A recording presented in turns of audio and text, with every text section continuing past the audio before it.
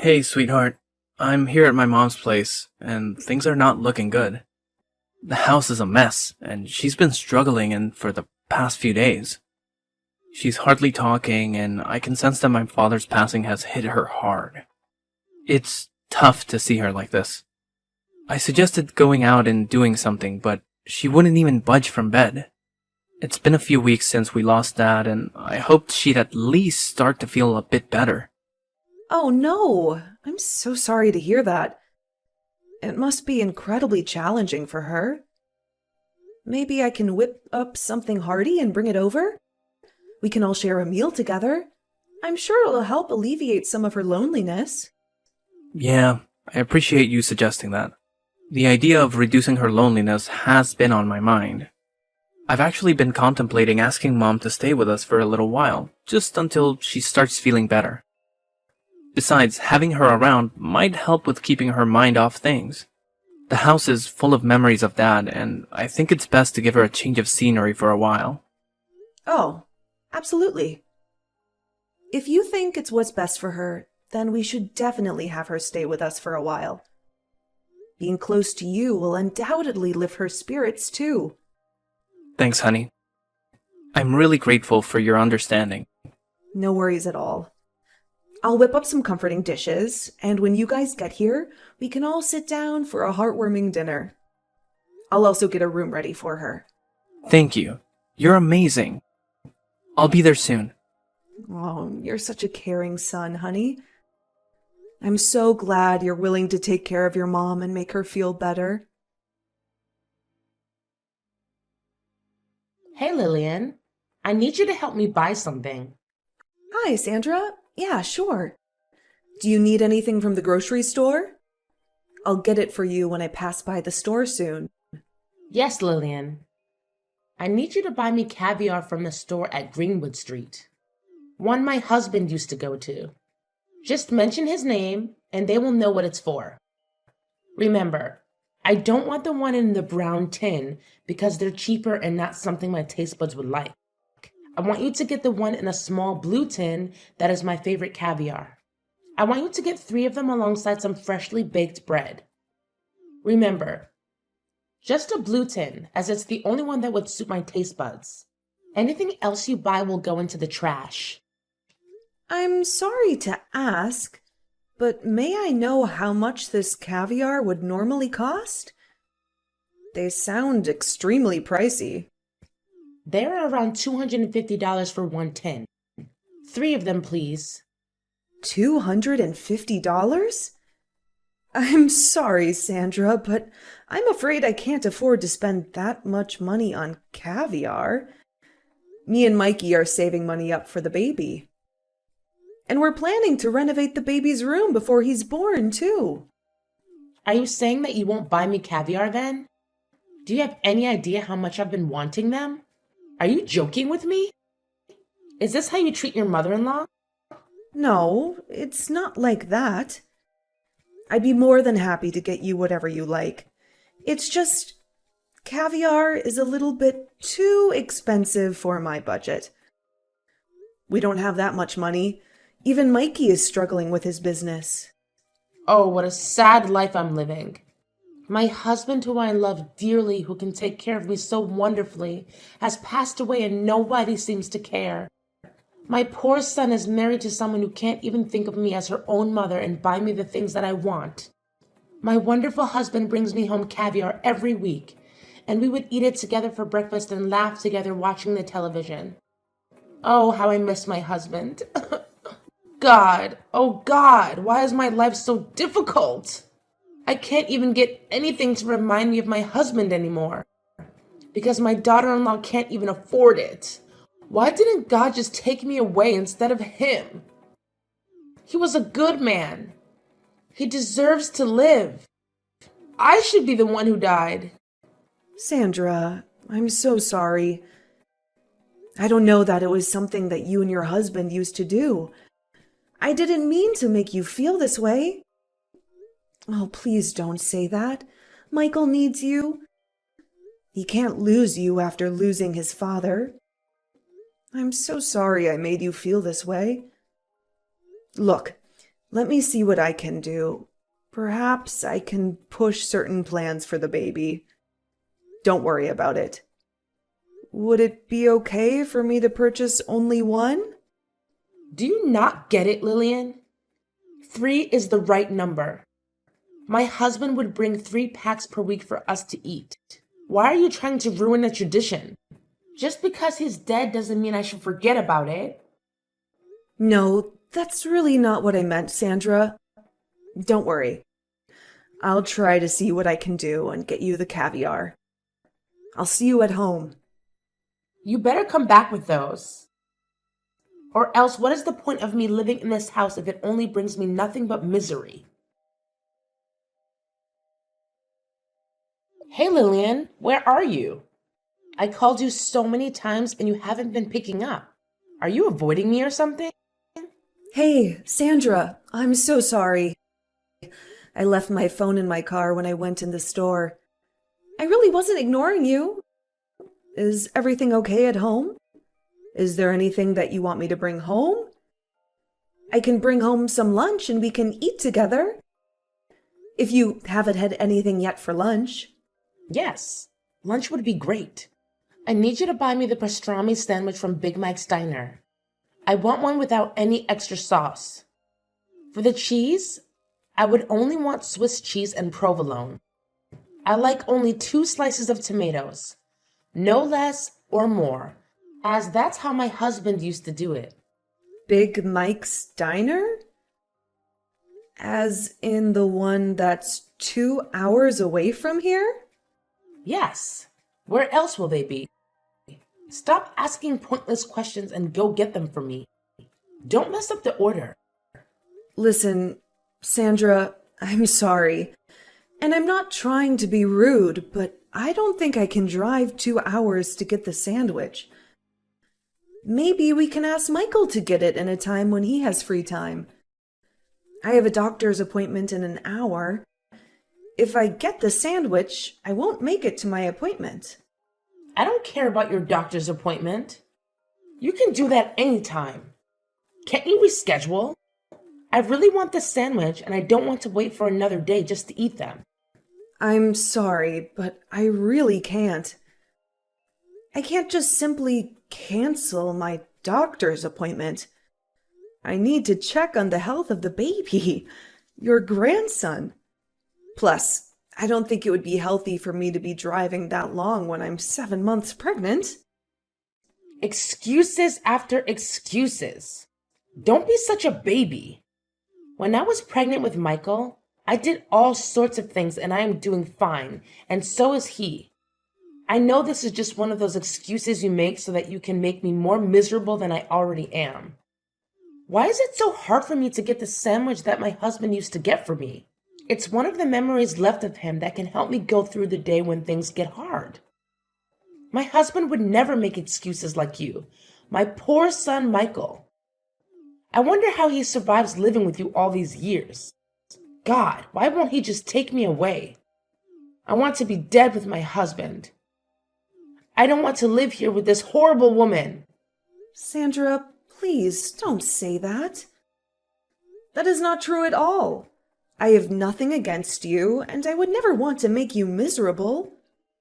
Please don't wish death upon yourself. Look, maybe I can go tomorrow. I'll be freer then. No! I already told you. I want it today. I've been thinking about it non-stop today. Are you trying to torture me by making me wait another day? My husband would never make me wait for things I really want. Oh, God. Why can't you just take me away too? Fine, Sandra. I'll cancel my doctor's appointment and I'll drive to the restaurant to get you the sandwich. Please stop wishing that you'll die. Michael would be so heartbroken to hear that. Be quick. Don't waste my time. Hey, Sandra? Were you at home all day yesterday? Yes? What is it now? Are you accusing me of stealing things in your house? What? No, that's not what I'm trying to say. I just want to ask you, regarding the baby's room. You've seen it before. When you first came, we painted it blue because the baby's a boy, and we thought it would suit him. We even put up a lot of different toys that we thought the baby might like. You know where I'm going with this, don't you, Sandra? The color is hideous. I don't feel good looking at it, and I believe the baby would feel the same way as me. What do you mean? The blue color of the room that you painted? It's hideous. It really doesn't suit the baby. It's better off with the current color. I love it more this time. So it was you who changed the color of the room without our permission. I'm sorry that I have to say this, but that is very disrespectful. That's my baby, and I deserve to know anything before you make changes to anything. Plus, this is my house. Just because we let you stay here doesn't mean you can make all the decisions that you like behind my back. Oh, I didn't know. I have to be asking permission to make changes in the house that my son lives in? What a disrespectful thing to say to me without me raising my son to be like the man he is. He wouldn't be here to be the good man for you. You should be more grateful that I even agreed to stay here.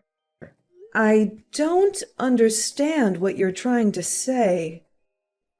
I've been kind enough to let you stay here while you've been dealing with this death. And you're ruining it. How exactly am I ruining your healing for you?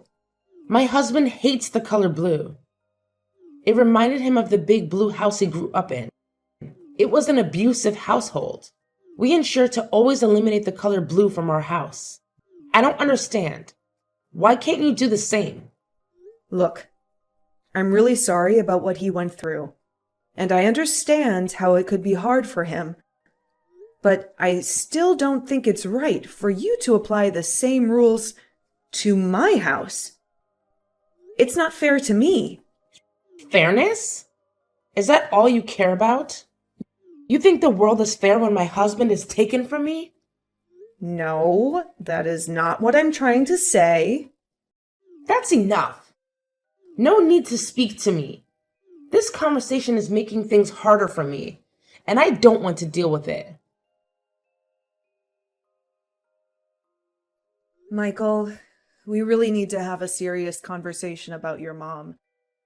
I've already had an earful from her.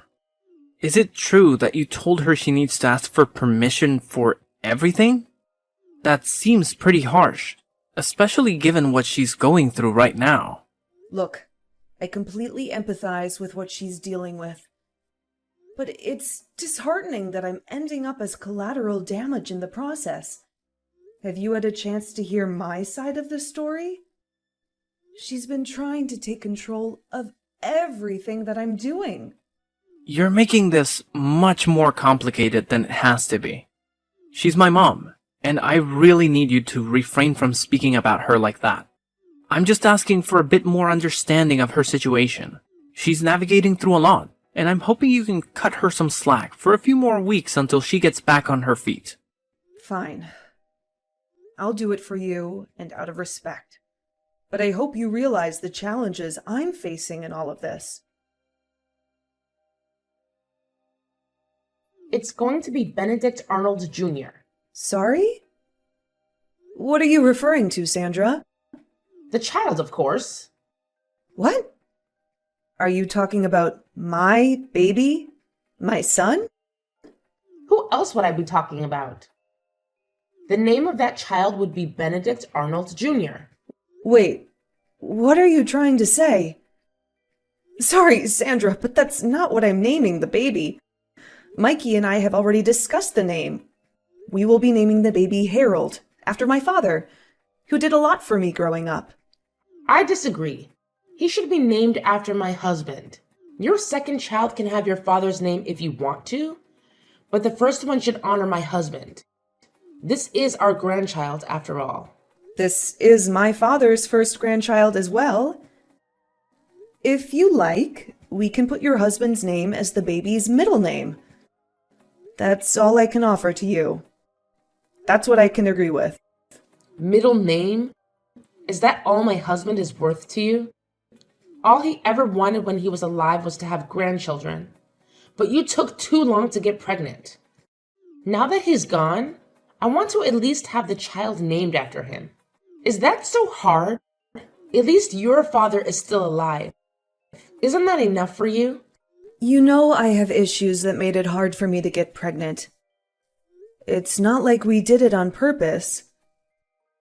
You think my father would only be appreciated when he passes away? I'm sorry, but it's not possible. I will not change the name of the baby just because you asked me to. You have no say. How rude of you to speak to me that way. Michael will know about this. You are being super disrespectful. That's not a way to speak to your mother-in-law.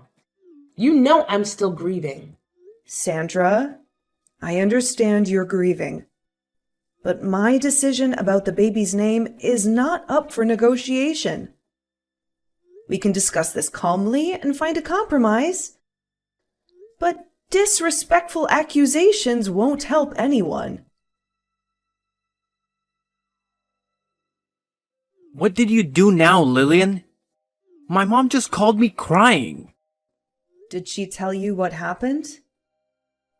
Is it another made-up story on how I'm the villain who disrespected her and her grieving period? I already told you not to speak about my mom that way. When will you learn?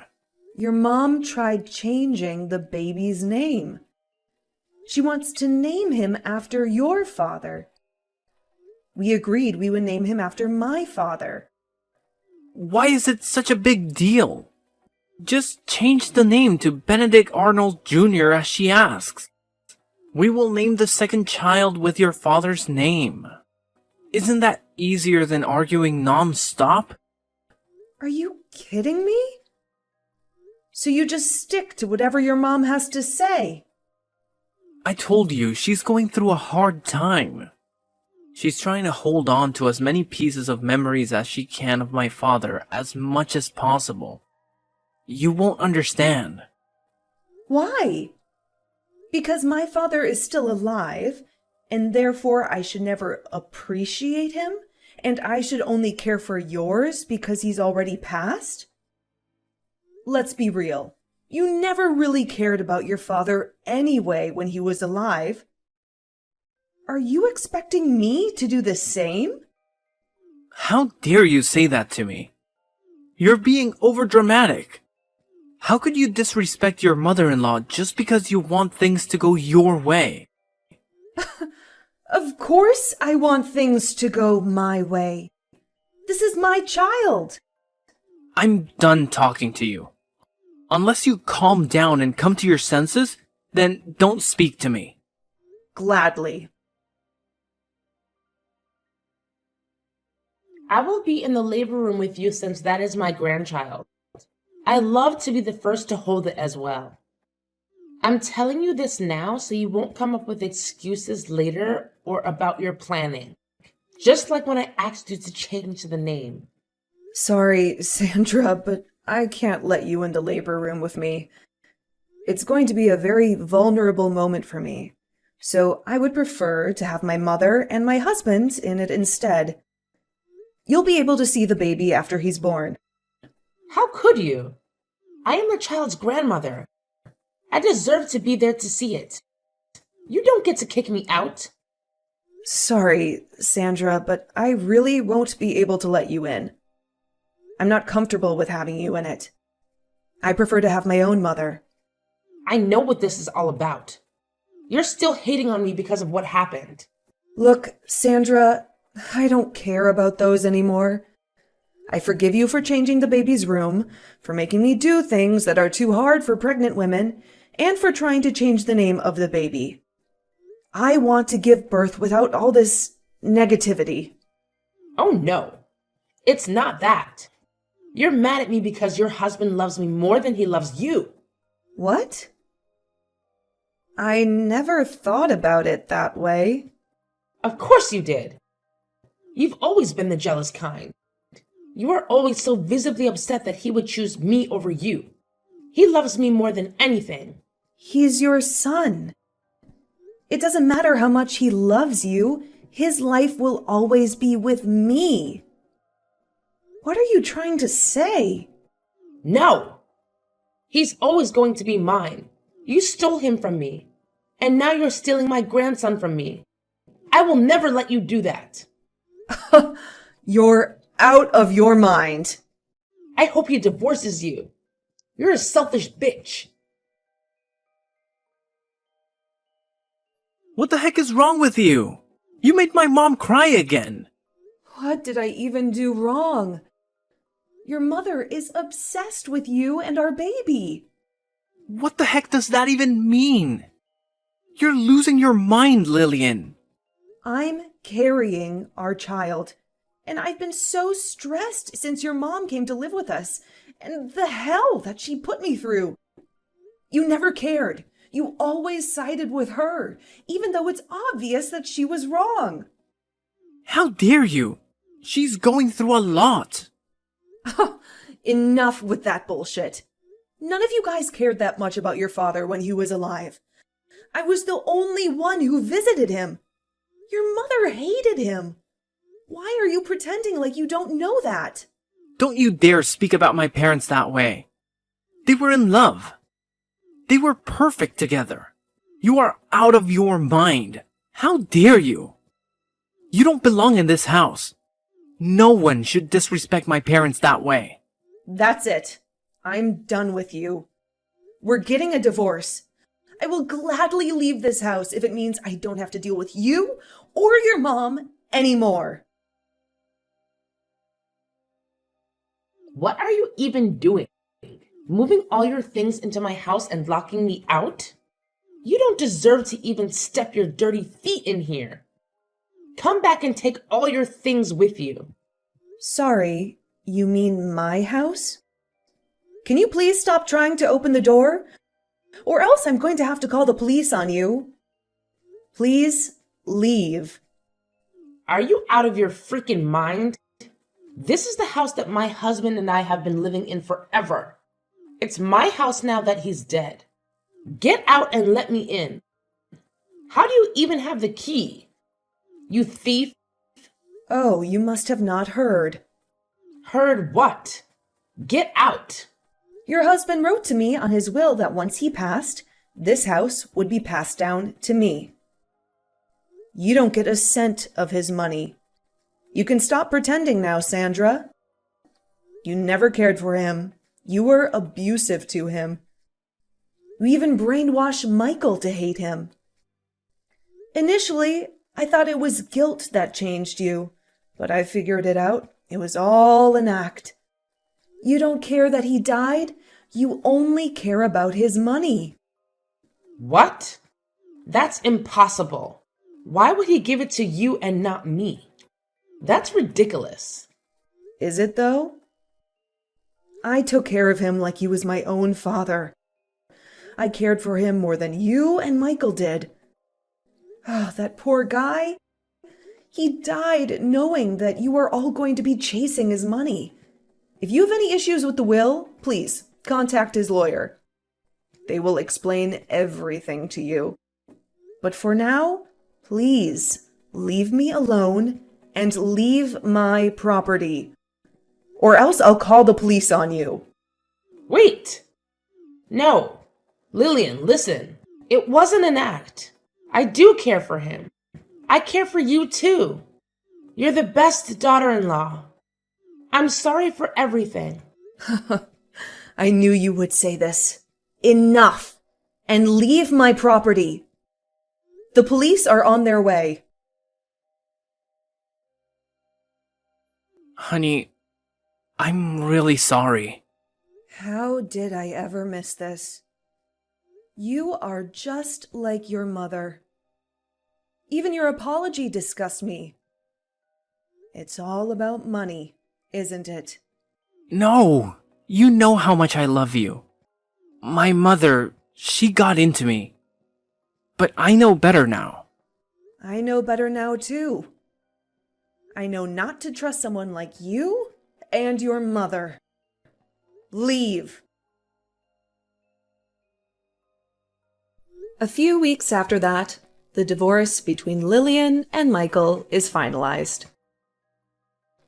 Lillian was able to get full custody of her baby, and she was also able to live comfortably, thanks to inheritance that her father-in-law passed down to her. On the other hand, Sandra was still in disbelief that her husband didn't pass anything to her because of his will.